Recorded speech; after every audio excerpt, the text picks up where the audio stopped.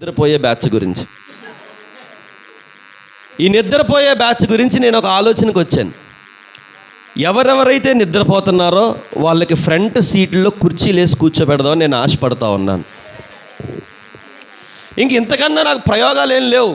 పేరు పెట్టి మిమ్మల్ని పిలిస్తే బాగోదని చెప్పి నేను పేరు పెట్టి పిలవట్లా. ఈసారి ఏంటంటే ఇక్కడ ఒక 5 కుర్చీలు వేస్తానమ్మా, మీరు వెనకాతలు కూర్చోాలి. 5 కుర్చీలు వెనకాతలు కూర్చోాలి. ఎవరైతే కళ్ళు ఇలా మూసుకుంటున్నాయో మీకు మీరే వచ్చి ఇక్కడ కూర్చుండి పోవాలా. ఏమంటారు చెప్పాలి. బాగుందా ఈ ఐడియా? ఏదో నాకు ఎదురుగా దగ్గరగా ఉంటే మీకు నిద్ర రాదు, అక్కడెక్కడో కూర్చుంటే మీకు నిద్ర వచ్చేస్తాయి కదా. స్తోత్రం చెప్పండి, గట్టికి చెప్పండి, గట్టికి చెప్పండి. దేవుడు ఆలోచిస్తూ ఉన్నాడు అబ్రహాము గురించి.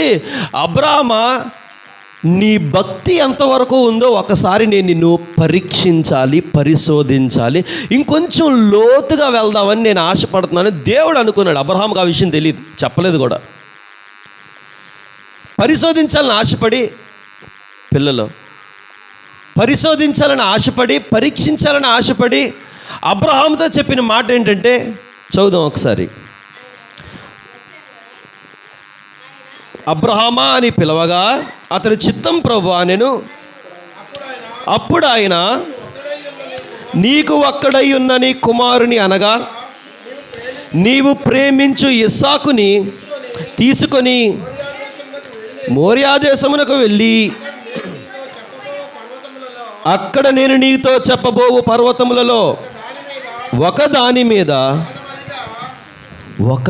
మీద దహన బలిగా అర్పించమన్నాడు. స్తోత్రం చెప్పండి. ఇది బాధాకరమైన విషయమా, సంతోషించే విషయమా? దేవుడు పరిశోధనలు, దేవుడు పరీక్షలు మనిషికి బాధాకరంగానే ఉంటాయి. దేవుడి పరిశోధనలు, దేవుడు మనిషికి పెట్టే పరీక్షలు మనిషికి బాధని తెచ్చే విధంగానే ఉంటాయి. ఎందుకు అలాగా అంటే, నీ భక్తిలో నువ్వు ఎంతవరకు ఉన్నావా అనేది తెలుసుకోవడానికి. బైబిల్లో ఒక మాట ఉంటుంది, దేవుడట జల్లిస్తాడట, జల్లిడి పెట్టి. పొట్టేమో రాలిపోతుందట. పొట్టు రాలిపోతుందండి. మరి అసలైన గింజలు, ఈ రాలిపోయే పొట్టేంటి? భక్తిలో లేనివారు. ఇప్పుడు దేవుడు జల్లిడి పట్టినప్పుడు మనము పొట్టు వలె ఎగిరిపోయామనుకోండి, మన భక్తి 0. దేవుడు జల్లిడి పట్టినప్పుడు మనము మిగిలేమనుకోండి, మన భక్తి దేవుడికి ఇష్టమైన భక్తి అని అర్థం. స్తోత్రం చెప్పండి. ఇప్పుడు దేవుడు అబ్రహాముని పరీక్షించాలనుకున్నాడు, పరిశోధించాలనుకున్నాడు. అంటే అబ్రహాముకి ఉన్న భక్తిలో ఇంకొంచెం లోతుగా దేవుడు వెళ్ళాలని ఆశపడ్డాడు. ఇప్పుడు నేను అడుగుతున్నాను, చాలాసార్లు మన జీవితాల్లో, మన కుటుంబాల్లో మనం చాలా ప్రార్థన చేస్తుంటాం. చాలాసార్లు మనం ప్రార్థన చేస్తుంటాం, చాలా ప్రార్థన చేస్తుంటాం, కన్నీరు కార్చుంటాం. ఇంత కన్నీరు కార్చినా, ఇంత ప్రార్థన చేసినా ఇంకా నాకు ఈ కష్టం ఎందుకు ప్రభువా? ఇంత కన్నీరు కార్చినా, ఇంత బాధపడతా ఉన్నా, దేవుని నమ్ముకున్నా, దేవుని తెలుసుకున్నా, దేవునిలో ఇంత ఆత్మీయంగా ఉన్నా, దేవునికి చాలా దగ్గరగా ఉన్నా, ఇంకా నాకు ఈ బాధలేంటి ప్రభువా, పెరుగుతూనే ఉన్నాయి అని మనం అనుకుని ఉండొచ్చు కొన్నిసార్లు. అయితే అది దేవుడు మన భక్తికి పెట్టే పరీక్ష అయి ఉండొచ్చు. ఇప్పుడు నేను ఒక మాట చెప్తున్నాను. పిల్లల్ని స్కూల్కి పంపిస్తాం. స్కూల్ అంతా, సంవత్సరం అంతా అయిపోయిన తర్వాత చివరి ఆఖరిలో ఒక పరీక్ష పెడతారు, యాన్యువల్ ఎగ్జామ్స్ అని. అంటే అవి చివరి పరీక్షలు అన్నమాట. ఇంక ఈ చివరి పరీక్షల్లో పిల్లలు కనుక పాస్ అవ్వలేదనుకోండి, ఆ ఎగ్జాముల్లో రాసిన పరీక్షల్లో ఫెయిల్ అయిపోయారు అనుకోండి, టీచర్ ఏం చేస్తారు? నెక్స్ట్ తరగతికి వెళ్ళడానికి కుదరదు. అంతేనా? పరీక్షల్లో ఫెయిల్ అయిపోతే నువ్వు ఇంకొక తరగతి వెళ్ళడానికి కుదరదు. మరలా అదే తరగతిలో ఉంచి అక్కడే చదివిస్తారు. మరలా 1 సంవత్సరం వేస్ట్ అవుతుంది. మరలా పరీక్షలు పెడతారు. అలా ప్రతి తరగతిలో పిల్లలకి పరీక్షలు ఉంటాయి. మరి పిల్లలకే ప్రతి సంవత్సరము, ఇంకా చెప్పాలంటే ప్రతి సంవత్సరం చివరాఖరులో పరీక్షలు ఉంటాయి. కానీ వాళ్ళకి 3 నెలలకో 2 నెలలకో ఒకసారి ఎగ్జామ్స్ ఉంటాయి, మధ్యలో పరీక్షలు ఉంటాయి. పిల్లలకే, స్కూల్కి వెళ్ళే పిల్లలకే పరీక్షలు ఉన్నప్పుడు మన జీవితాల్లో దేవుడు మనకి పరీక్షలు పెడతా ఉంటాడు. నువ్వు ఒక దాంట్లో ఫెయిల్ అయిపోయినా, ఇంకొక పరీక్షలో ఫెయిల్ అయిపోయినా, ఇంకొక పరీక్షలో ఫెయిల్ అయిపోయినా, ఇంకొక పరీక్షలో ఫెయిల్ అయిపోయినా, కనీసం చివరాఖరిలో దేవుడు పెట్టే పరీక్షలో అన్నా నువ్వు పాస్ అవుతావేమో అని ఆయన ఎదురు చూస్తూ ఉంటాడు. స్తోత్రం చెప్పండి. దేవుడు మనిషిని పరిశోధిస్తూ ఉంటాడు, పరీక్షిస్తూ ఉంటాడు. అయితే ఈ పరీక్షలో నువ్వు గెలిచావా, ఓడిపోయావా అనేది మనం తెలుసుకోవాలి. ఈరోజు మనం అమ్మ మంచిలు ఇవ్వండి తల్లి, ఎవరన్నా ఆమెకి ఎవరన్నా మంచిలు ఇవ్వండి, దగ్గుతూ ఉందిగా. కొన్ని బాటిల్ అన్నీ ఎవరి దగ్గర ఉంటే ఇవ్వండి. గ్లాస్ ఏది?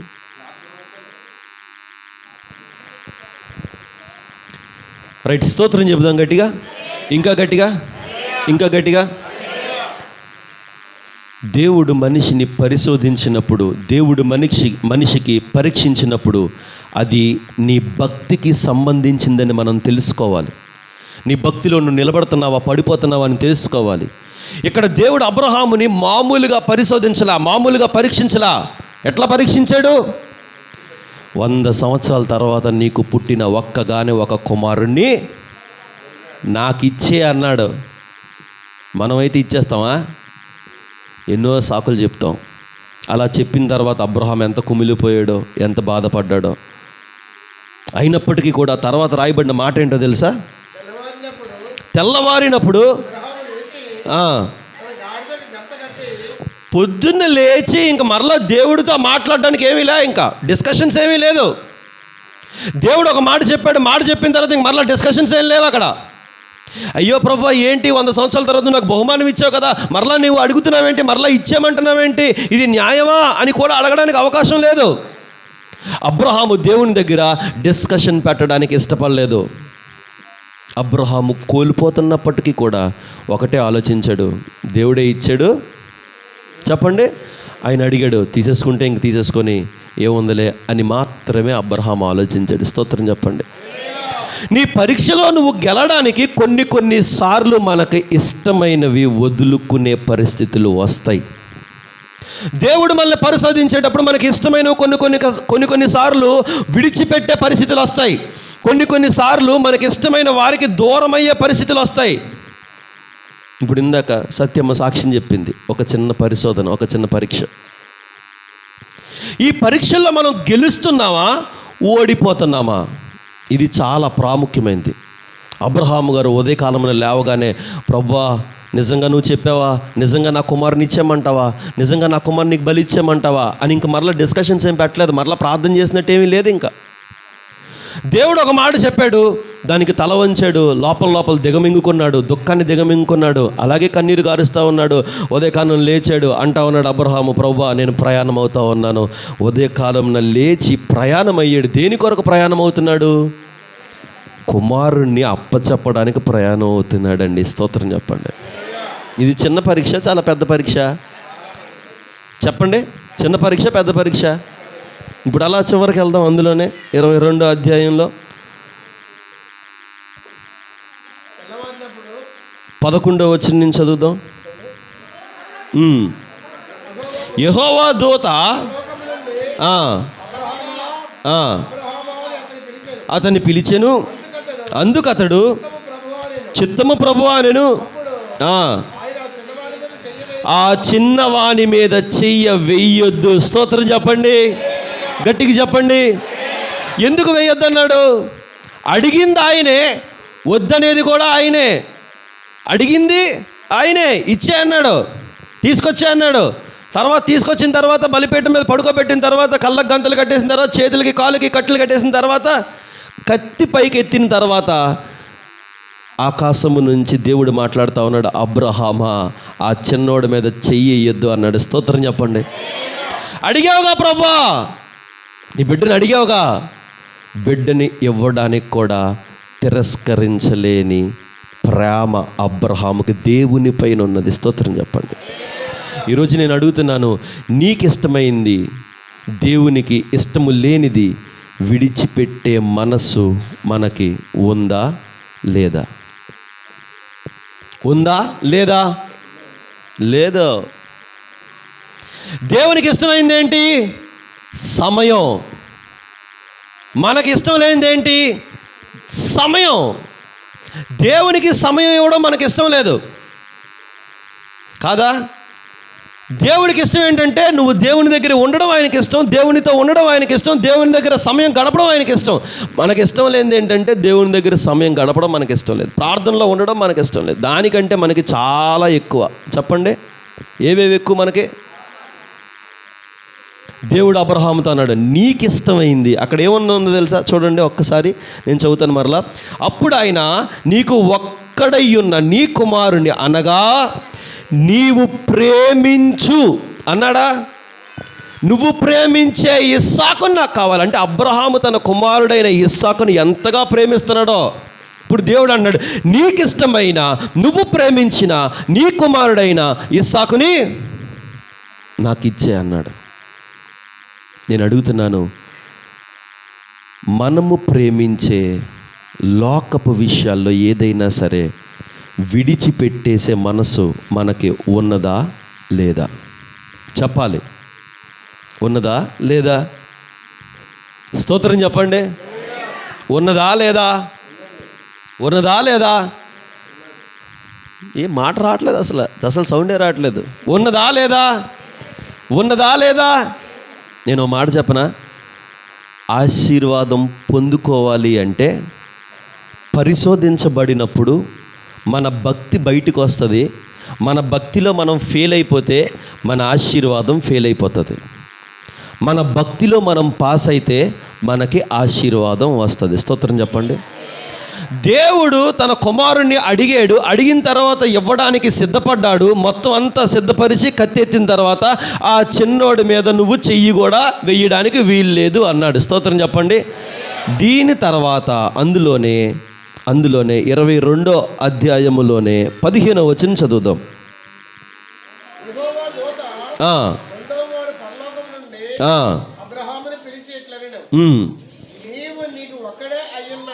నీ కుమారుని ఇయ్యక వెన్ను తీయక ఈ కార్యము చేసినందున నేను నిన్ను ఆశీర్వదించి. స్తోత్రం చెప్పండి, గట్టిగా చెప్పండి. హలో, ఇప్పుడు మాట అడుగుతున్నాను. దేవుడు అబ్రహాముని పరీక్షించాడు. పరీక్షలో అబ్రహాము గెలిస్తే ఆశీర్వదించాడా, ఓడిపోతే ఆశీర్వదించాడా? అక్కడ దేవుడు చెప్పే మాట ఏంటంటే, నీకు ఉన్న ఒక కుమారుడు నాకు ఇవ్వడానికి నువ్వు వెనుదీయలేదు కాబట్టి, మరు మాట్లాడలేదు కాబట్టి, ఆలోచన చేయలేదు కాబట్టి నేను నిన్ను ఆశీర్వదిస్తున్నాను అన్నాడు. స్తోత్రం చెప్పాలి.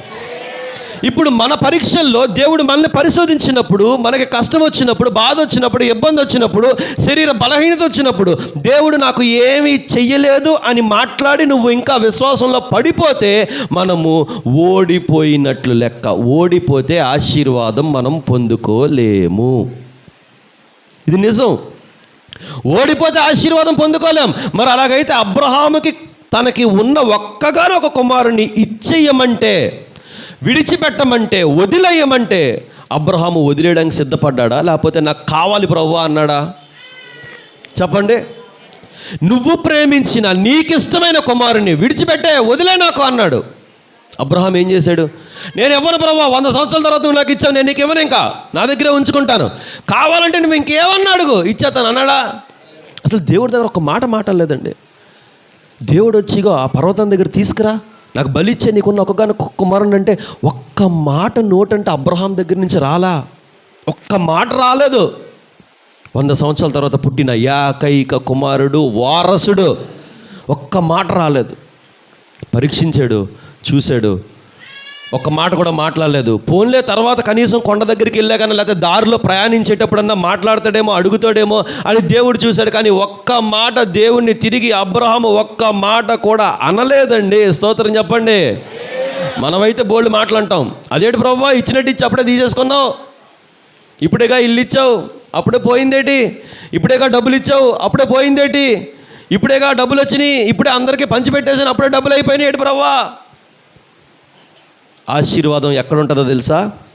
దేవుడు మనల్ని పరిశోధించాలని అనుకున్నప్పుడు, పరీక్షించాలని అనుకున్నప్పుడు ఆ పరీక్షలో మనం గెలిస్తేనే ఆశీర్వాదము. స్తోత్రం చెప్పండి. గెలవకపోతే తిరుగులే, ఇంకా ఆశీర్వాదం లేనట్టే. ఇప్పుడు అబ్రహాము నా కుమారుని నేను ఇవ్వను ప్రభా, 100 సంవత్సరాల తర్వాత నువ్వు లెక్కించావు, నేను ఎందుకు ఇస్తాను, ఇవ్వను అన్నాడు అనుకో, ఓకే ఇక నుంచి నీకు నాకు ఉన్న నిబంధన క్యాన్సిల్ అయిపోయింది, కట్ చేసేసాను, నీ పని నువ్వు చేసుకో, నా పని నేను చేసుకుని ఇంకెవరినో నేను ఎత్తుక్కుంటానంటాడు దేవుడు. స్తోత్రం చెప్పండి. మనం అనుకుంటున్నాం నేను తప్ప దేవుడికి ఇంకెవరో దిక్కు లేదు, నేను తప్ప ఇంకెవరో సేవ చేయలేవు, నేను తప్ప ఎవరో పరిచయం చేయలేవు, నేను తప్ప ఏది పని దేవుని పని ఎవడో చేయలేడని మనం అనుకుంటే దేవుడు అంటాడు నువ్వు కాకపోతే నీ స్థానంలో ఇంకొకరిని నేను ఎంచుకుంటానంటాడు. స్తోత్రం చెప్పండి. మొర్దెకై అదే మాట అన్నాడు ఎస్తేరుతోటి. ఏమన్నాడు? ఒకవేళ ఈ సమయంలో నువ్వు కనుక నిలబడకపోతే మన యూదుల పక్షాన దేవుడు నీ బదులు ఇంకొకరి ద్వారా ఈ కార్యము చేస్తాడని చెప్పాడు. స్తోత్రం చెప్పండి. మనం అనుకుంటాం నేను తప్ప ఇంకెవరో దిక్కులేరు పరిచర్యకి, నేను తప్ప సేవకి ఇంకెవరో దిక్కులేరు. ఒకవేళ సేవకుడైనా సరే నేనే చెయ్యగలను, నేనే చెప్పగలను, నేనే బలమైన వాక్యాలు చెప్పి నేనే బలపరచగలను ఒకవేళ సేవకుడు అనుకుంటే దేవుడు అంటాడు నువ్వు కాకపోతే నేను ఇంకొకరిని ఎన్నుకుంటానంటాడు. స్తోత్రం చెప్పండి. అబ్రహాము దేవుడు పరిశోధించినప్పుడు, దేవుడు పరీక్షించినప్పుడు ఆ పరీక్షలో అబ్రహాము గెలిచాడు. స్తోత్రం చెప్పండి. మరి దేవుడు మనల్ని పరీక్షించినప్పుడు మనం గెలుస్తున్నావా ఓడిపోతున్నావా చెప్పాలి. గెలుస్తున్నావా ఓడిపోతున్నావా? సమస్యలన్నీ నాకేనండి, కష్టాలన్నీ నాకేనండి, బాధలన్నీ నాకేనండి. అడుగుతారు మన చుట్టుపక్కల అదే మాటలు అంటూ ఉంటారు, నీకు ఏం కష్టాలు రా బాబు, దేవుని నమ్ముకుందని నీకు కష్టాలు పెరిగిపోయినాయి. మరి అబ్రహాంకి ఏమనాలా? దేవుని నమ్ముకున్న తర్వాత వాగ్దానం ఇచ్చిన తర్వాత కుమారుని ఇచ్చిన తర్వాత అసలైన కష్టం ఇంకా సారమ్మకు కూడా చెప్పలా. సారమ్మకు చెబితే అక్కడే ఆపేస్తుంది అబ్రహాంని. మరి లేడీస్ అంతే కదండి, కాదండి? ఆపేస్తారా మీరు? ఆపేస్తారు, అందులో తిరగలేదు. సారమ్మకు తెలిస్తే తీసుకెళ్ళొద్దు నా కుమారుని నా దగ్గర నుంచి, ఏదైతే జరుగుతుంది తర్వాత నా కుమారుని మాత్రం ఇవ్వడానికి లేదు. 100 సంవత్సరాల తర్వాత దేవుడు ఇస్తే మళ్ళీ అడిగేస్తాడు. నేను అస్సలు ఒప్పుకొని, నేను గట్టి పట్టుకుంటాను, దేవుడు ఎలా తీసుకుంటాను నేను చూస్తాను అంటదేమో ఆవిడ, అంటదేమో మనకు తెలీదు. కానీ అబ్రహాముని దేవుడు పరిశోధించాడు, అబ్రహాము భక్తిని పరిశోధించాడు, అబ్రహాము జీవితాన్ని పరిశోధించాడు, అబ్రహాము ఎంతగానో ప్రేమించిన కుమారుని విషయంలో పరిశోధించాడు.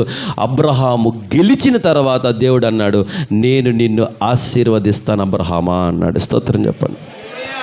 ఈరోజు మనము దేవుని పరీక్షలో దేవుడు పరిశోధించినప్పుడు మనం గెలవలేకపోతే, పడిపోతే, నిలబడలేకపోతే, దేవుళ్ళో నిలబడలేకపోతే, అన్ని కష్టాలు నాకేనా, అన్ని ఇబ్బందులు నాకేనా, అన్ని శ్రమలు నాకేనా, అంత కన్నీరంతా నాకేనా అంటే ఇంకో మాట కూడా నేను చెప్పనా, ఎందుకు పరిశోధించాడు అనే విషయం మనం చూస్తే అబ్రహాముని దేవుడు ఆశీర్వదించడానికి పరిశోధించాడు. స్తోత్రం చెప్పండి. ఈరోజు దేవుడు నిన్ను ఎందుకు పరీక్షిస్తున్నాడు? ఎందుకు నువ్వు ఇబ్బందుల్లోకి వెళ్ళడానికి దేవుడు అనుమతిస్తున్నాడు? దేవుడు నిన్ను ఆశీర్వదించడానికే. స్తోత్రం చెప్పాలి. ఆ ఆశీర్వాదం నువ్వు పొందుకోవాలంటే నీ భక్తిలో కొన్ని పరీక్షల్ని నువ్వు గెలవాలి, కొన్ని అడ్డంకుల్ని నువ్వు దాటాలి.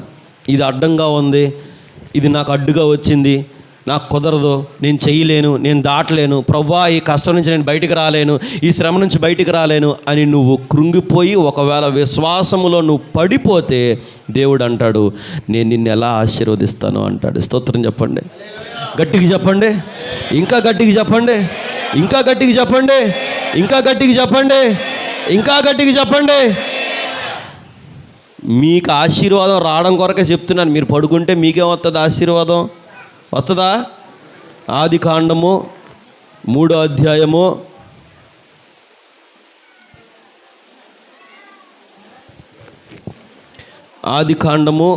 3వ అధ్యాయము చదువుదాం 1వ వచనం నుంచి.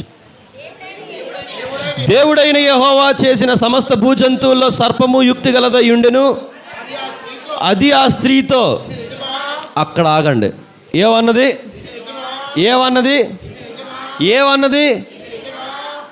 ఒక్కోసారి అపవాదిగాడు అంటాడు నీ జీవితం మారుతుందంటావా, నీ బ్రతుకు మారుతుందంటావా, నీ పరిస్థితులు మారుతాయంటావా? అపవాదిగాడు అమ్మమ్మ దగ్గరకు వచ్చి ఏమన్నాడు తెలుసా? ఇది నిజమా? నిజమే, నిజమైన దాన్నే ఇది నిజమా అంటున్నాడు. నిజమైన దాన్నే మరలా నిజమా అని చెప్తున్నాడు. ఎంత తెలివైనడు తెలిసాడు. ఆడు పరలోకంలో ఉండి మొత్తం వాక్యం అంతా తెలిసినాడండి. ఆడు మనలా కాదాడు. ఆడికి సమస్తము తెలుసు, వాక్యం ఎలాగో తెలుసు, ఆ వాక్యాన్ని ఎలా వక్రీకరించాలో తెలుసు, దాన్ని ఎలా మార్చి మనతో మాట్లాడాలో కూడా తెలుసు. నిజమైన దాన్నే మరలా ఏమడుగుతున్నాడు తెలుసా? ఇది నిజమా?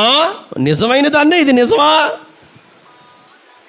మనకు ఒక్కొక్కసారి జరుగుతుందంటావా, మారతానంటావా, పరిస్థితులు మారతాయంటావా, జీవితాలు మారతాయంటావా, మా బ్రతుకు మారుతుందంటావా, అప్పుల్లోంచి బయటకు వస్తామంటావా, ఈ బలహీనత పోతుందంటావా? పోతుందనే కదా దేవుడు చెప్పేది, మళ్ళీ పోతుంది అంటావా? ఇది అపవాదిగాడి మాట. డౌటు, ఇది నిజమా? అది నిజమే, కానీ దాన్ని మరలా ఇది నిజమా అంటే ఒక క్వశ్చన్ మార్క్ అన్నమాట. జరుగుతుందా అంటే ఒక సందేహం, ఒక ఆలోచనలోకి మనల్ని తీసుకుపోవడానికి. ఎవరో ఒకరు ఉంటారు, ఏదో ఫోన్ వస్తున్నట్టుందండి, ఎవరికో చూడండి ఒకసారి, సౌండ్ సైలెంట్లో పెట్టండి అయ్యా. ఇది నిజమా అని అంటున్నాడు. ఇది నిజమా? నిజమైన దాన్నే ఇది నిజమా అని అంటున్నాడంటే మనిషిని సందేహంలో పెట్టడమా కాదా? నా బ్రతుకు నిజంగా మారుతుందంటావా అంటే నీ బ్రతుకుని మారుస్తాననే కదా ఎక్కడికి తీసుకొచ్చింది దేవుడు. నీ జీవితాన్ని మార్చాలనే కదా మందిరంలో నిలబెట్టింది దేవుడు. నీ కుటుంబాన్ని మార్చాలనే కదా మందిరానికి తీసుకొచ్చింది దేవుడు. మరలా నా పరిస్థితి మారుతుందంటావా? మరలా నా అప్పులు పోతాయంటావా? మరలా నా బిడ్డలు మారుతారంటావా? ఇలాగ ఇది నిజమా, ఇది జరుగుతుందా అంటే అపవాదిగడి పెట్టే మనసులో ఆ ఉచ్చులో ఇది నిజమా, ఇది జరుగుతుందా అని ఎప్పుడైతే నీకు వచ్చిందో నువ్వు వెంటనే ఎవరు ఉచ్చులో పడిపోయావని అర్థం? అపవాదిగాడి ఉచ్చులో పడిపోయావని అర్థం. స్తోత్రం చెప్పండి. ఈసారి నుంచి మీకు ఎప్పుడన్నా అలా డౌట్ వస్తే ఏం చేయాలా? చాలా కష్టం వచ్చింది, చాలా శ్రమ వచ్చింది, చాలా బలహీనత వచ్చింది, శరీరం అంతా చాలా నలిగిపోయింది, బాగా నీరసపడిపోయాం, ఏదో ఒక సమస్యలో మనం ఇరుక్కుపోయాం. ఇప్పుడు ఎవరో ఒకరి ద్వారానో లేకపోతే మన లోపల ప్రేరేపించి ఇది జరుగుతుందంటావా, బయటకు వస్తావంటావా అని లోపల ఎవరో ఒకరు మాట్లాడవచ్చు. లేకపోతే బయట నుంచే మన కష్టాలు, మన ఇబ్బందులు, మన శ్రమలు, మన శోధనలు, మన కన్నీరు తెలిసిన చుట్టుపక్కల ఎవరో ఒకరు, వదిన ఇన్ని సంవత్సరాల నుంచి వెళ్తున్నావు కదా, నీ దేవుడు నీ జీవితంలో కార్యం చేస్తాడంటావా అనగానే ఇన్ని సంవత్సరాల నుంచి వెళ్తున్నాను, నిజమే చేస్తాడంటావా వదిన? దేవుడా చేస్తావా? దేవుడు అంటే నేను చెయ్యను అంటాడు. మరి అపవాది అవ్వమ్మ దగ్గరికి వచ్చి ఇది నిజమా అంటే నిజమే అని చెప్పాలిగా. ఈవిడేమంది? ఇది నిజమా అని చెప్పి చదువుదాం ఒకసారి.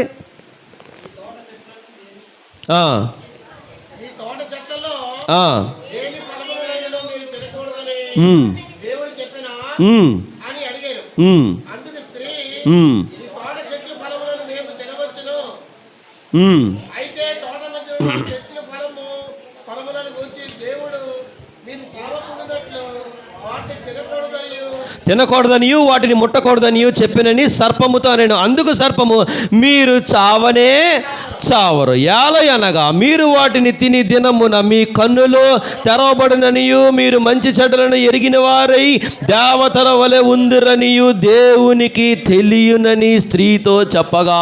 స్తోత్రం చెప్పండి. నేను ఇప్పుడు ఒక మాట చెప్తాను. దేవుడు చెప్పిన మాట, యేసుప్రభు చెప్పిన మాట ఏంటి? వాళ్ళిద్దరికీ ఆ చెట్టు వైపు చూడొద్దు, వెళ్ళొద్దు, ఆలోచన కూడా పెట్టుకోవద్దు తినాలని. తింటే చచ్చిపోతారు అబ్బాయి అనేసాడు అంతే. ఆదమ్మకు భయం వచ్చేసింది, అవ్వమ్మకు చెప్పాడు, అవ్వమ్మ భయపడింది. ఇదంతా జరిగిన తర్వాత సర్పము వచ్చి మాట్లాడి స్నేహం చేసిన తర్వాత ఇది నిజమా అని సందేహంగా పెట్టి మాట్లాడిన తర్వాత అవ్వమ్మ మనసు మారిపోయింది, ఆలోచన మారిపోయింది, అన్నీ మారిపోయింది. దేవుడు ఏదైతే వద్దన్నాడో అదే పని అవ్వమ్మ చేసింది. స్తోత్రం చెప్పండి. దేవుడు ఏదొద్దన్నాడు?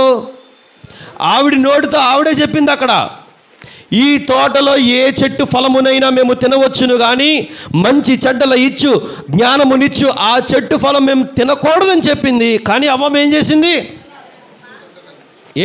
తినలేదా? తినేసింది. తినకూడదనే చెప్పింది కానీ తినేసింది. ఎందువలన అంటే ఇది నిజమా, జరుగుతుందా? మనం పాపంలో పడిపోవడానికి మొట్టమొదటి అడుగేంటో తెలుసా?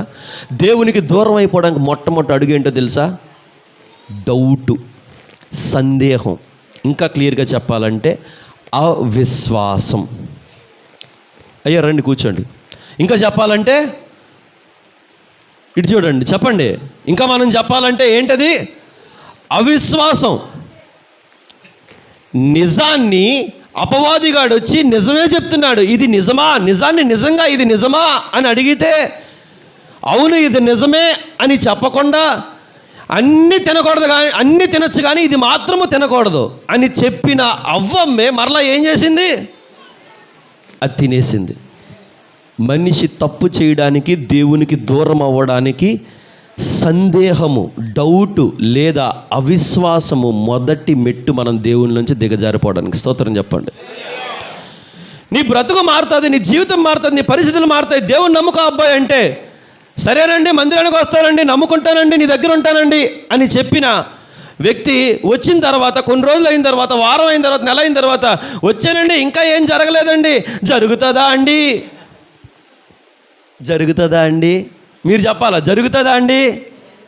జరుగుతుందా అండి? బైబిల్లో మాటను చెప్పండి.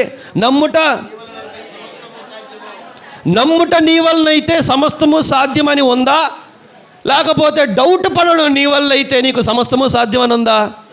సందేహపడడం నీ వలనైతే సమస్తము సాధ్యమని ఉందా? అంటే అర్థం ఏంటో తెలుసా? ఒక సందేహము, ఒక డౌటు, ఒక అనుమానము నిన్ను దేవుని నుంచి దూరంగా చేస్తుంది. నీకు జరగబోయే కార్యము నుంచి నిన్ను దూరంగా చేస్తుంది. ఇప్పుడు ఆదాము అవ్వమ్మలు ఇద్దరూ కూడా నిత్యము జీవించడం కొరకు దేవుడు తయారు చేసి చక్కగా ఉండండి, హాయిగా ఉండండి, ఇబ్బందులు లేకుండా, కష్టాలు లేకుండా, శ్రమలు లేకుండా, కొట్టుకోవడం లేకుండా, గొడవలు లేకుండా ప్రశాంతమైన కుటుంబాన్ని దేవుడు తయారు చేసిన తర్వాత వచ్చి అడుగుతూ ఉన్నాడు ఒక వ్యక్తి, ఇది నిజమా? నిజంగా నీ కుటుంబం గొడవలు లేకుండా ఉంటుందా దేవుడి దగ్గరికి వెళ్తే? నిజంగా దేవుడి దగ్గరికి వెళ్తే నువ్వు బాగుపడతావా? నిజంగా దేవుడు అదే చెప్పాడు. అది చెప్పే కదా పంపించాడు దేవుడు. అదేనా చెప్పాడు? తినకూడదు అన్నాడు. అవ్వమ్మ అన్నది తినకూడదు మా దేవుడు చెప్పాడు అన్నది. మరలా ఏం చేసింది? ఒక సందేహము నిన్ను దేవునికి దూరం చేస్తుంది. ఆయన ఆజ్ఞకు నిన్ను దూరం చేస్తుంది. ఆయన మాటకు నిన్ను దూరం చేస్తుంది. మన జీవితంలో మనం అభివృద్ధి అవ్వాలన్నా, దేవునిలో ఎదగాలన్నా, మనకున్న ఇబ్బందులు, కష్టము, బాధ, ఇబ్బందుల నుంచి మనం బయటికి రావాలన్నా నువ్వు సందేహపడితే అక్కడ నీ జీవితంలో ఆ కార్యం మనం చూడలేం. ఇందాక మాట్లాడుకున్నాం, అబ్రహాముతో చెప్పాడు నీ కుమారుడు నాకు ఇచ్చే అన్నాడు. 100 సంవత్సరాల తర్వాత దేవుడే ఇచ్చాడు కుమారుడు. అదే 100 సంవత్సరాలు అయిపోయిన తర్వాత, కొన్ని సంవత్సరాలు అయిన తర్వాత దేవుడు అడుగుతాడు నీ కుమారుడు నాకు ఇచ్చే అన్నాడు. ఇప్పుడు అబ్రహాం ఏమనాలా? నిజంగా నువ్వేనా అడుగుతున్నావు? సందేహపడ్డా? దేవుడు అడిగాడు, ఇచ్చేద్దాం అన్నాడు. ఇప్పుడు అబ్రహాము దేవుని మాటకి తల వంచడం వల్ల, ఆయన పరిశోధనలో అబ్రహాము గెలవడం వల్ల దేవుడు ఏమన్నాడు? నేను నిన్ను ఆశీర్వదిస్తున్నాను అన్నాడు. స్తోత్రం చెప్పండి. ఓ మాట చెప్పనా అండి, శ్రమ లేకుండా, కష్టము లేకుండా, అంటే దేవునిలో చెప్తున్నాను, దేవునిలో శ్రమ లేకుండా, కష్టము లేకుండా, బాధ లేకుండా, ఇబ్బంది లేకుండా నేను ఆశీర్వాదం పొందుకుంటాను అంటే జరగని పని. ఆ శ్రమల గుండా నువ్వు బయటకు వస్తే నువ్వు మరలా ఎన్నడూ వెనక్కి పడిపోకుండా ఉంటావనే. ఇంకా సింపుల్గా చెప్పను ఒక మాట, దేవుని దగ్గర నేను కొత్తగా వచ్చానండి అద్భుతం చేసే ప్రభు అంటే వెంటనే అద్భుతం చేస్తే నేను వెంటనే మానేస్తాను. మరలా మానేస్తాను వెంటనే. మానేవా? ఇలా రాగానే అద్భుతం చేసాడుగా, మరలా ఏమన్నా సమస్య వస్తే మరలా వస్తాను, మళ్ళీ అద్భుతం చేస్తాడు, మరలా ఏమన్నా వస్తే మళ్ళీ వస్తాను, మళ్ళీ అద్భుతం చేస్తాడు. అది కాదు దేవుడు పాలసీ. ఒక్కసారి దేవుడు నిన్ను దీవించాలంటే, చెప్పండి, బ్రతుకు మార్చాలంటే, కానీ మనకి కొంత సమయం పడుతుంది బయటికి రావడానికి. ఎందుకు ఎప్పుడైనా ఆలోచించామా? ఎందుకు నేను జీవితంలో కొంచెం బయటికి రావడానికి సమయం పడుతుంది? ఈ శ్రమ నుంచి బయటికి రావడానికి సమయం పడుతుంది, ఈ కష్టం నుంచి బయటికి రావడానికి సమయం పడుతుంది, ఈ ఇబ్బంది నుంచి బయటికి రావడానికి సమయం పడుతుంది. ఎందుకు చెప్పాలి? నిన్ను ఈ శ్రమలోంచి బయటికి తీసుకొచ్చిన తర్వాత నువ్వు మరలా వెనక్కి తిరిగి చూడకుండా, మరలా పడిపోకుండా, అవిశ్వాసములోనికి నువ్వు వెళ్ళిపోకుండా నిలబడ్డం కొరకే ఆ సమయము. స్తోత్రం చెప్పండి. శ్రమ వచ్చిన దగ్గర నుంచి, దేవుని దగ్గరికి నువ్వు వచ్చిన దగ్గర నుంచి, నువ్వు వచ్చి దేవునికి మొర్రపెట్టిన దగ్గర నుంచి నువ్వు బయటకు వచ్చేంత వరకు ఎంత సమయం అయితే ఉందో ఆ సమయము నిన్ను దేవునిలో నిలబెట్టుట కొరకే. స్తోత్రం చెప్పండి. అది దేవుని పరిశోధన, దేవుని పరీక్ష. ఎందుకొరకు? నిన్ను నిలబెట్టడానికి, నిన్ను ఆశీర్వదించడానికే. స్తోత్రం చెప్పండి. ఇప్పుడు నేను మాట అడుగుతాను. దేవుడు ఆదాముకి అవ్వకి ఒక ఆజ్ఞ ఇచ్చాడు, తప్పు చెయ్యొద్దు, దేవుని మాట మేరొద్దు అని చెప్పాడు. అవ్వమ్మ కూడా నేను తప్పు చెయ్యను ప్రభువా, తినొద్దన్నాడు, అన్నది తినేసింది వెళ్ళి. ఇప్పుడు దేవుడు ఏం చేశాడు? ఆదికాండము 3వ అధ్యాయము 23వ వచనం చదువుదాం.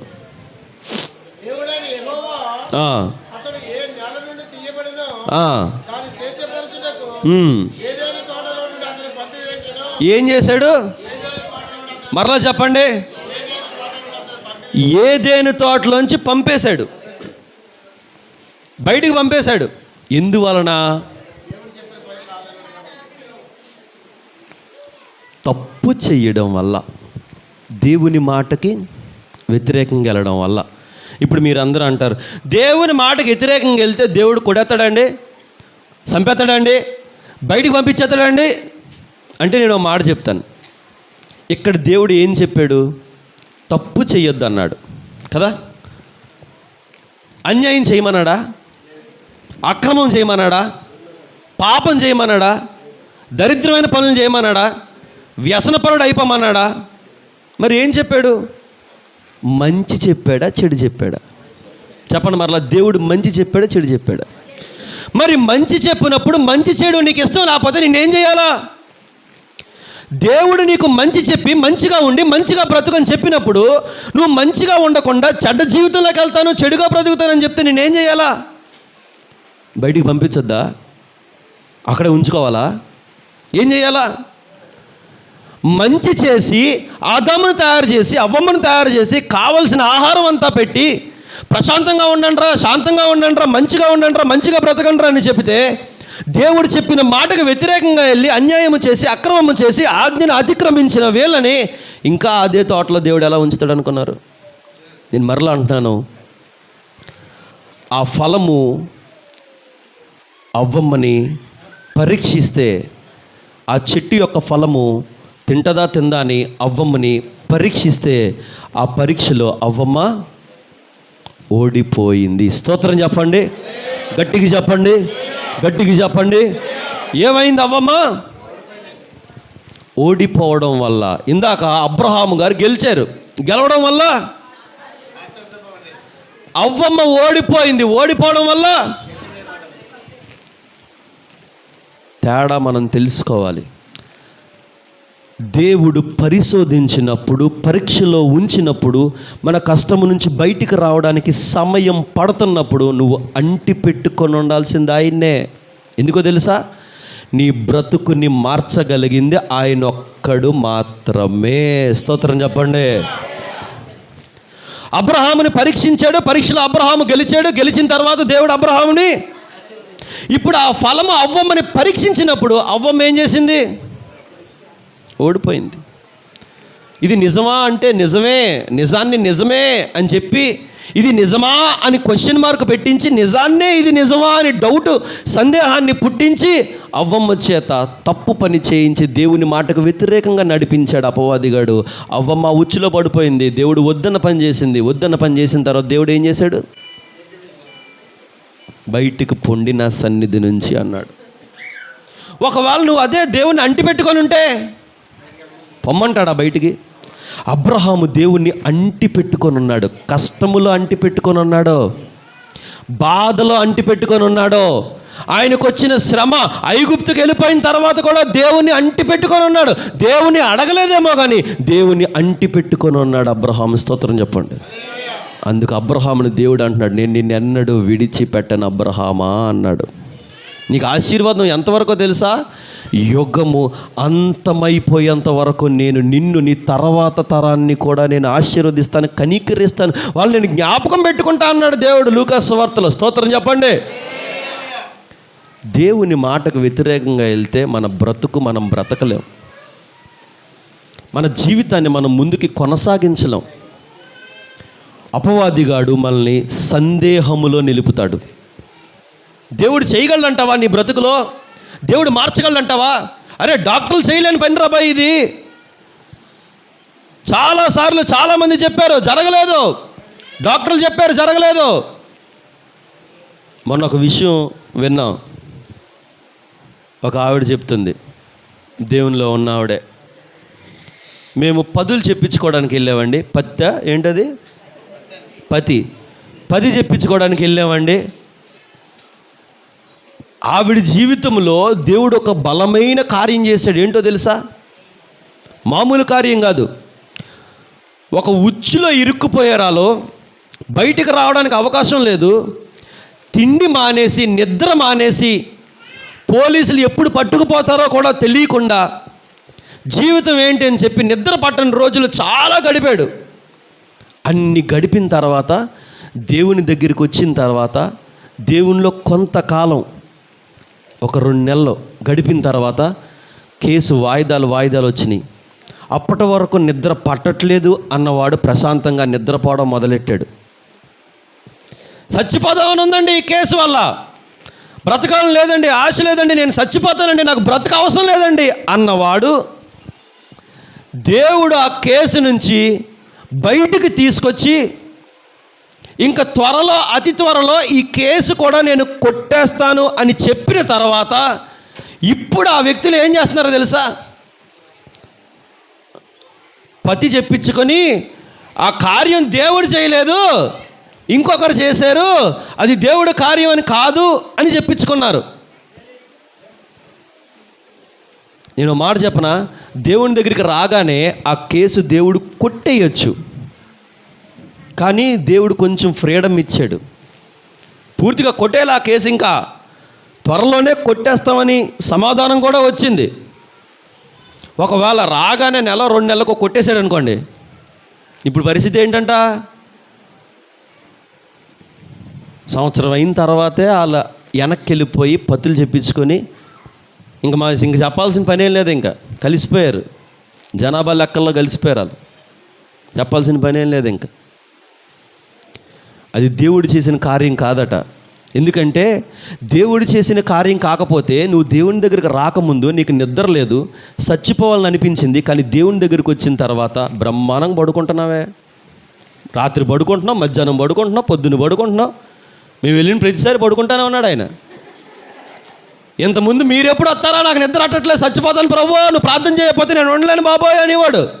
ఇప్పుడు వెళ్తా ఉంటే పడుకొని మేము వెళ్ళి లేపుకోవాల్సి వస్తుంది, అయ్యా లేకండి బాబు, అయ్యా లేకండి బాబు అని. మీకు అర్థమవుతుందా? మనం ఎక్కడ దూరం అయిపోతున్నామో, ఎక్కడ పడిపోతున్నామో మనం తెలియాలి. మనిషిని బ్రతికించాలన్నా, బాగు చేయాలన్నా, మార్చాలన్నా దేవుడు తప్ప ఇంకొక మార్గము లేదు. ఏ మార్గంలో అన్నేళ్ళు ఎక్కడన్నా తిరుగు, ఆఖరికి నేను చెప్తున్నాను, ఆఖరికి మనిషి ప్రాణం విడిచే సమయానికన్నా సరే ఈయనే నిజమైన దేవుడని తెలుసుకొని తీరాల్సిందే. ఒకవేళ అప్పటికీ తెలుసుకోకపోతే నువ్వు మరణించిన తర్వాత అన్నా సరే ఆయన నిజమైన దేవుడు అని తెలుస్తుంది. ఆ తర్వాత నీకు అవకాశం ఉండదు. మరణించిన తర్వాత ఆయన నిజమైన దేవుడు అని తెలిసినా నువ్వు స్వర్గం వెళ్ళలేవు. వెళ్ళగలవా? మరణము రాకముందే నిజమైన దేవుడని తెలుసుకుంటేనే మనం స్వర్గలోకములో అడుగు పెట్టగలం. స్తోత్రం చెప్పండి. దేవుని పరిశోధనలో, దేవుని పరీక్షలో నువ్వు గెలవగలిగితే, నిలబడగలిగితే నీకు ఆశీర్వాదం. నువ్వు పడిపోతే నీకు శాపము. దేవుని దగ్గర నుంచి నువ్వు బయటికి వెళ్ళిపోతే మన జీవితం ఎలా ఉంటుంది? ఆశీర్వాదకరంగా ఉంటుందా, శాపం ఉంటుందా? ఎందుకంటే ఆ శాపంలోనే ఇన్ని సంవత్సరాలు తిరిగి నువ్వు దేవుని దగ్గరికి వచ్చావు ఆశీర్వాదం కోసం కదా. ఆ శాపంలో ఇన్ని సంవత్సరాలు తిరిగావా? అక్కడ తిరిగావు, ఎక్కడ తిరిగావు, అక్కడ కొట్టించుకున్నావు, వాళ్ళు అక్కడికి వెళ్ళావు, అక్కడ ఎక్కావు, ఇక్కడ దిగావు, అక్కడ ములిగావు, ఇక్కడ తేలావు. ఇన్ని చేసి శాపంలోనే ఉన్న నీకు, నాకు ఈరోజు ఇక్కడికి వస్తే ఏంటి అంటే ఆశీర్వాదం వస్తుంది అని స్తోత్రం చెప్పండి. అన్నీ చేసినా, ఎక్కినా, దిగినా, ములిగినా, తేలినా రాని ఆశీర్వాదం ఇక్కడికి వచ్చి కూర్చుంటే నాకు వచ్చేస్తుందండి అంటున్నాడు. స్తోత్రం చెప్పండి. అది కూడా ఎప్పుడు అంటే నువ్వు గెలిచినప్పుడు. స్తోత్రం చెప్పండి. దేవునిలో నిలబడినప్పుడు. స్తోత్రం చెప్పండి. దేవుడి పరిశోధనలో, నీ భక్తి పరిశోధనలో దేవుడు నిన్ను పరీక్షించినప్పుడు, ఆ పరీక్షలో నువ్వు గెలవగలిగినప్పుడు, పాస్ అయినప్పుడు, దేవుని కొరకు నువ్వు నిలబడినప్పుడు దేవుడు అంటున్నాడు అబ్రహాంతో, నేను ఇప్పుడు నిన్ను ఆశీర్వదిస్తున్నాను అంటున్నాడు. స్తోత్రం చెప్పండి. మరి దేవుడు ఇప్పుడు మనల్ని ఆశీర్వదించాలంటే మనం ఏం చేయాలా? గెలవాలి. ఎందులో గెలవాలి? ఎందులో గెలవాలి? కష్టం ఉంటుందండి. ప్రపంచంలో కష్టం లేకుండా ఎవరున్నారండి? ఇబ్బందులు లేకుండా ఎవరున్నారండి? బాధలు లేకుండా ఎవరున్నారండి? దేవుడేమి నా దగ్గరికి వచ్చేస్తే కష్టాలు తీస్తాను, బాధలు చేస్తాను, ఇబ్బందులు చేస్తాను, నిన్ను రాజాలా కూర్చోబెడతానని చెప్పడు. కానీ నిన్ను రాజాలా ఉండేటట్టుగా చేస్తానంటాడు. ఇంతకుముందు నువ్వు అవమానం పడ్డావేమో, ఇక నుంచి నీకు అవమానం ఉండకుండా చేస్తానంటాడు. ఇంతకుముందు నువ్వు బయటికి వెళ్ళాలంటే అవమానకరంగా, లేకపోతే తలదించుకొని ఎవరు ఏమంటారో అని నువ్వు ఆలోచిస్తూ వెళ్ళేవేమో, ఈసారి నువ్వు ధైర్యంగా తిరిగేటట్టుగా దేవుడు చేస్తానంటాడు. స్తోత్రం చెప్పండి. దేవుడు అంటే ఏంటో తెలుసా అండి? ఒక ధైర్యం. దేవుడు అంటే మనకు ఒక ధైర్యం. దేవుడు అంటే మనకు ఒక బలం. ఆయన ఉంటే నాకు ఏం అవసరం లేదండి. ఎవడండి నన్ను ముట్టుకునేది? చెప్పండి. ఆయన మనల్ని ఎవరన్నా మనల్ని ముట్టుకోవాలంటే, అపవాదిగాడు మన మీద చేయాలంటే, మనల్ని పాడు చేయాలంటే ఆయన కనుగుడ్డుని దాటి రావాల. స్తోత్రం చెప్పండి. నిన్ను ముట్టాలంటే ముందు నా కనుగుడ్డుని ముట్టి నీ దగ్గరికి రావాలన్నాడు దేవుడు. స్తోత్రం చెప్పాలి. ఎంత శ్రేష్టంగా ప్రేమించాడండి ఆయన మనల్ని. కాకపోతే విషయం ఏంటంటే, మన జీవితాల్లో కార్యాలు ఎందుకు చూడలేకపోతున్నామంటే, అద్భుతాలు ఎందుకు చూడలేకపోతున్నామంటే, దేవుని దగ్గరికి వచ్చాక కూడా ఇంకా స్వస్థతలు ఎందుకు రావట్లేదు అంటే, మనము గెలవలేకపోతున్నాం. మనము గెలవగలిగితే, నిలబడగలిగితే, ఆ శ్రమలో, ఆ కష్టములో, ఆ బాధలో, ఆ కన్నీటిలో నువ్వు నిలబడగలిగితే, దేవుని కొరకు నువ్వు నిలబడగలిగితే, నిన్ను ఆశీర్వదించడానికి ఆయన సిద్ధంగా ఉన్నాడు. మనకు ఆశీర్వాదం కావాలి అంటే, మనిషి బ్రతుకు మారాలంటే, జీవితం మారాలంటే, నువ్వు దేవుని కొరకు నిలబడు. నీ బ్రతుకు, నీ జీవితం, నీ పరిస్థితిని ఆయన మారుస్తాను అంటున్నాడు. స్తోత్రం చెప్పండి. అపవాది చెప్పిన మాట వలె ఇది నిజమా? దేవుడు నీ జీవితంలో కార్యం చేస్తాడంటావా? నీ బ్రతుకు మారుతుందంటావా? నీ పరిస్థితులు మారుతాయి అంటావా అని డౌట్తో నువ్వు ఉంటే అవి ఎలాగ మారుతాయి? మారవు. మనకే విశ్వాసం లేకుండా, నమ్మకం లేకుండా ఉంటే ఎట్లా మారుతాయి? కుదరదు. అలాగే అన్నాడు అవ్వమ్మతో. నిజమా అంటే నిజమే, తినొద్దన్నాడు, అన్నది తినేసింది. నిజమా అన్నందుకే ఆ డౌట్ పెట్టాడు. ఎలా పెట్టాడో చూడండి. మనలో కూడా అలాగే పెడతారు. చేస్తారంటావా మీ దేవుడు? నాకైతే నమ్మకం లేదు. నాకు నమ్మకం ఉంది, చేస్తాడు అని చెప్పేస్తాం. ఇంటికి వచ్చేస్తాం, చేస్తాడంటావా దేవుడు? ఆవిడ అన్నది నిజం. ఎలా ఉంది? మన పరిస్థితులన్నీ అలాగే ఉన్నాయి, ఎంతకాలం నెరిగినాని. నిజంగా చేస్తాడంటావా? చేయడు, పాపం ఆడిపోతావు అంటే నువ్వు కూడా. మనకే దేవుని మీద విశ్వాసం. నువ్వు దేవుని దగ్గరికి ఎందుకు వచ్చావు? ఇక్కడికి ఎందుకు వచ్చావు? బ్రతుకు మారుస్తాడని వచ్చావు. నమ్ముట నీ వలనైతే నిన్ను మారుస్తాడు దేవుడు. స్తోత్రం చెప్పండి. నువ్వు నమ్మితే అన్నాడు, కానీ దేవుడు నమ్మితే కాదు. అక్కడ నమ్ముట నీ వలనైతే దేవుడు నీ జీవితాన్ని బాగు చేస్తాడు. నువ్వు నమ్మితే బాగు చేస్తాడు. నమ్మకపోతే, అవ్వమ్మ కూడా నిజమనే నమ్మింది. ఆడొచ్చి నిజమా అనగానే నిజమే అన్నది, వెళ్ళి తినేసింది. పోరా బాబు బయటకు అన్నాడు. ఈరోజు మనం ఆశీర్వాదం పొందుకోకపోవడానికి కారణం ఏంటి అంటే, మనము శ్రమలో, కష్టములో, బాధలో, ఇబ్బందిలో దేవుని దగ్గరికి వచ్చిన తర్వాత నిలబడలేకపోవడమే కారణము. స్తోత్రం చెప్పండి. నేను చివరిగా ఒక మాట చెప్తే ముగించేస్తానండి. దేవుడు ఆ లోకాన్ని విడిచి ఈ లోకానికి వచ్చింది మనం ఏడిస్తే చూడాలని కాదు. సిలువ మీదకెక్కి మేకులు కొట్టించుకొని రక్తం కార్చింది మీరు నేను ఏడుస్తూ ఉంటే, బాధలో ఉంటే, కన్నీరు కారిస్తే, కష్టాల్లోకి వెళ్ళిపోయి, బాధలో, ఇబ్బందులు, శరీర బలహీనతల్లోకి వెళ్ళిపోతే చూసి ఆనందించడానికి కాదు. ఆనందించాలనుకుంటే ఆయన అక్కడి నుంచి ఇక్కడికి రావాల్సిన పని లేదు, శ్రమ పడాల్సిన పని లేదు, 30 సంవత్సరాలు కష్టపడాల్సిన పని లేదు, 3.5 సంవత్సరాలు సేవ చేయాల్సిన పని లేదు, 3.5 సంవత్సరాలు అయిపోయిన తర్వాత సిలువ మీదకి ఎక్కి మరణము పొందాల్సిన పని కూడా ఆయనకిలా. ఇన్ని చేసింది ఎవరి కోసం ప్రభు అంటే మన కోసం చేశాడు. ఎందుకో తెలుసా? బాగుండాలని చేశాడు. స్తోత్రం చెప్పండి. కానీ ఎక్కడ అంటే తప్పిపోతున్నాం. ఒక్క చిన్న అడుగు, చిన్న మెట్టు, చిన్న ఆలోచన. నిజమా? జరుగుతుందా? జరుగుతుంది. ఏంటో తెలుసా? నమ్ముట నీ వలనైతే నా దేవుడు నా జీవితాన్ని మారుస్తానని వాగ్దానం ఇచ్చాడు, ఆయన చేస్తాడు. స్తోత్రం చెప్పండి. బ్రతుకు మార్చే దేవుడనే కదా ఇక్కడికి వచ్చింది, జీవితాన్ని మార్చే దేవుడనే కదా ఇక్కడికి వచ్చింది, పరిస్థితులు మార్చే దేవుడనే కదా ఇక్కడికి వచ్చింది. తల్లిగారు సాక్ష్యం చెప్పారు, ఎలాంటి జీవితం మాది ఉండేదో. వ్యసనంలో ఉండిపోయేవాడు, ఇలా ఉండిపోయాడు, అలా ఉండిపోయాడు, మా మధ్యన గొడవలు ఉన్నాయి. ఈరోజు వాళ్ళ మధ్యన దేవుడు ప్రేమతో నింపగలిగాడు. ఎవరు ఆ కుటుంబంతో మాట్లాడలేదు. ఎందుకో తెలుసా? వాళ్ళు కూడా గొడవలు ఆడతారేమో అని భయం. మరి ఈరోజు వాళ్ళే పిలిచి మాట్లాడుతున్నారు. స్తోత్రం చెప్పండి. కుటుంబము మారాలంటే, పరిస్థితులు మారాలంటే, జీవితం మారాలంటే నువ్వు దేవునిలో నిలబడగలిగితేనే జరుగుతుంది. స్తోత్రం చెప్పండి. దేవుడు నిన్ను ఆశీర్వదించాలని ఈరోజు ఆశపడతా ఉన్నాడు. ఎప్పుడో తెలుసా? ఎప్పుడో దేవుని కొరకు నువ్వు నిలబడినప్పుడు. నమ్మేవుగా, మారుస్తాడని నమ్మేవుగా, జరుగుతుందని నమ్మేవుగా, పరిస్థితులు మారుతాయని నమ్మేవుగా, శ్రమ నుంచి బయటకు వస్తాడని నమ్మేగా ఇక్కడికి వచ్చావు. అదే నమ్మకం మీద ఉంటే దేవుడు ఖచ్చితంగా ఆశీర్వదిస్తా అంటున్నాడు. ప్రార్థన చేసుకుందాం. అందరు తల్ల వంచుకున్నట్లయితే, ప్రతి ఒక్కరు తల్ల వంచుకుంటే ప్రార్థన చేసుకుందాం. తలలు వంచుకుంటే ప్రార్థన చేసుకుందాం. అపవాది నిజాన్ని ఇది నిజమా అని ప్రారంభించాడు. దాంతో అవ్వమ్మ సందేహంలో పడిపోయి దేవునికి వ్యతిరేకంగా మారిపోయింది. ఈరోజు నువ్వు కూడా దేవునికి కార్యము దేవుడు నీ జీవితంలో చేస్తాడని వచ్చావుగా, నమ్మి వచ్చావుగా, బ్రతుకు మారుస్తానంటున్నాడు. అదే నమ్మకంతో ఉండు. నువ్వు నమ్మితే నీ బ్రతుకు మారుస్తానన్నాడు. నువ్వు నమ్మితే నీ జీవితాన్ని మారుస్తానన్నాడు. నువ్వు నమ్మితే నీ పరిస్థితులు మారుస్తానన్నాడు. నువ్వు నమ్మితే నీ కుటుంబ అభివృద్ధిని నువ్వు చూస్తావన్నాడు. ఈరోజు చక్కటి సాక్ష్యాలు కూడా మనం విన్నాం. ఎప్పుడో తెలుసా? నమ్మినప్పుడు మాత్రమే. ఆశీర్వాదం ఈ ఊరికే రాదండి.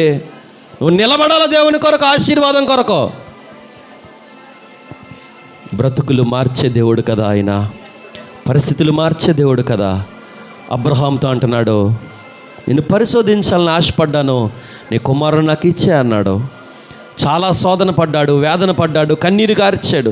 కానీ తిరిగి దేవుని ఒక్క మాట అనలా, నీ చిత్తం ఎలా ఉంటే అలాగే జరిగించు ప్రభు అని చెప్పి తెల్లవారుగానే లేచి తన కుమారుని తీసుకొని పర్వతం పైకెక్కి సిద్ధపడ్డాడు కుమారుని కూడా త్యాగం చేయడానికి. దేవుడే అంటున్నాడు, ఆగిపో. ఆ కుమారుని మీద చెయ్యి వేయడానికి కూడా వీల్లేదు. ఎందుకో తెలుసా? ఇక నుంచి నేను నిన్ను ఆశీర్వదించబోతా ఉన్నాను అన్నాడు. నువ్వు దేవుని కొరకు నిలబడగలిగితే, నమ్ముతాడనొచ్చావు, నువ్వు నిలబడు. బాగు చేస్తాడనొచ్చావు, నువ్వు నిలబడు. నీ పరిస్థితులు మారుస్తాడని వచ్చావు, నువ్వు దేవుని కొరకు నిలబడు. అదే నమ్మకంతో ఉండు. నీ నమ్మకమే, నీ విశ్వాసమే నిన్ను బాగు చేస్తుందని దేవుడు మాట్లాడుతూ ఉన్నాడు. ఈరోజు కృపనిచ్చే దేవుడు కదా, బ్రతుకు మార్చే దేవుడు కదా, జీవితాన్ని మార్చే దేవుడు కదా, పరిస్థితులు మార్చే దేవుడు కదా. ప్రార్థన చేస్తారా? ప్రభువా, ఇక నుంచి నేను అవిశ్వాసముగా ఉండను, అపనమ్మకముగా ఉండను. ఇది జరుగుతుందా జరగదా అన్న ఆలోచన నేను పెట్టుకోను. నా దేవుని చిత్తములో జరగాలనుంటే జరుగుతుంది. నా దేవునికి ఇష్టము లేకపోతే జరగడం మానేస్తుంది. కానీ నా ఇష్టము కాదు, నా ఆలోచన కాదు, నా సొంత మార్గము కాదు, కానీ దేవుని చిత్తానికి ఇక నుంచి నేను విడిచిపెడదామని ఆశపడుతున్నాను. ఇక నుంచి నేను దేవుని ఒక్క మాట కూడా అడగకూడదని ఆశపడుతూ ఉన్నాను. ఇక నుంచి నేను ఇది జరుగుతుందా ప్రభువా, ఈ అప్పుల నుంచి బయటకు వస్తానా ప్రభువా, నా జీవితం ఇంతేనా ప్రభువా, ఇక నేను మారగలనా, ఇక నేను మారలేనా, నా పరిస్థితులు మారుతాయా, నా పరిస్థితులు మారవా, నా ఆరోగ్యం బాగుపడుతుందా, నా ఆరోగ్యం బాగుపడదా, నా కుటుంబము బాగుంటుందా బాగోదా, నా కుటుంబంలో సమాధానం ఉంటుందా ఉండదా, నా కుటుంబంలో ఇప్పుడు దాకా గొడవలు ఉన్నాయి, అవి ప్రేమగా మారుతుందా మారదా, మారుతుందా అనే డౌట్ సందేహంతోనే ఉండద్దు. మారుతుంది. నీ కుటుంబంలో సమాధానం వస్తుంది, నీ కుటుంబంలో ప్రేమ వస్తుంది, నీ కుటుంబంలో ఐక్యత వస్తుంది. విడిపోయిన బిడ్డలు మరలా కలవడానికి దేవుడు మార్గాలు తెరవబోతున్నాడు. నువ్వు నమ్మితే దేవుని కార్యము నువ్వు చూస్తావు. నువ్వు నమ్మితే దేవుని మహిమను నువ్వు చూస్తావు. నువ్వు నమ్మితే దేవుని సాక్షిగా నువ్వు నిలబడతావు. అనేక మంది సాక్షులు నిలబడ్డారు. అనేక మంది గొప్ప గొప్ప వాళ్ళు, దేవుని వ్యతిరేకించిన వాళ్ళు ఈరోజు దేవునికి హతసాక్షులుగా నిలబడ్డారు. ఈరోజు మన జీవితాల్లో దేవుడు గొప్ప కార్యాలు చేయబోతా ఉన్నాడు. ఆశీర్వదించాలనేది ఆయన ఆలోచన, మనల్ని బాగు చేయాలనే ఆయన ఆలోచన, మనల్ని స్థిరపరచాలనేది ఆయన ఆలోచన, మనల్ని బలపరచాలనేది ఆయన ఆలోచన, మనల్ని నిలబెట్టాలనేది ఆయన ఆలోచన. పడిపోయిన స్థితిలో ఉన్న మనము, ఊబిలో కూరుకుపోయే మనము ఆయన చేతినిచ్చి లేవనెత్తాలనేది ఆయన ఆలోచన. నువ్వు తల దించుకున్న చోట తల ఎత్తే కృపలానికి దేవుడు తీసుకురావాలని ఈరోజు మనతో మాట్లాడుతూ ఉన్నాడు. నువ్వు దేవుని కొరకు నిలబడు, ఆయన మన కొరకు నిలబడతాడు. దేవా, ఈ మాటలు దీవించి ఆశీర్వదించి నీ బిడ్డల హృదయాల్లో ఉండినట్లుగా, నీ బిడ్డల హృదయాలు బలపడినట్లుగా, ఇంకనూ నీ బిడ్డలు సందేహమేమీ పెట్టుకోకుండా, ఒకవేళ అనుమానం ఉన్నా, డౌటులున్నా, సందేహాలున్నా అవేవి కలగకుండా దేవుని కొరకు నిలబడి గెలిచేవారిగా, ఆశీర్వాదం పొందుకునేవారిగా మమ్మల్ని, మా కుటుంబాల్ని, ఇక్కడికి వచ్చిన బిడ్డల్ని, సంఘస్థుల్ని దీవించి ఆశీర్వదించి బహు ఆశ్చర్య కార్యములు జరిగించమని యేసు పరిశుద్ధ నామములో అడిగి ప్రార్థించి వేడుకొని పొందుకొని ఉన్నాము తండ్రి. ఆమేన్, ఆమేన్, ఆమేన్. త్వరగా నేను ప్రకటనిస్తాను, అలాగే ఉండండి.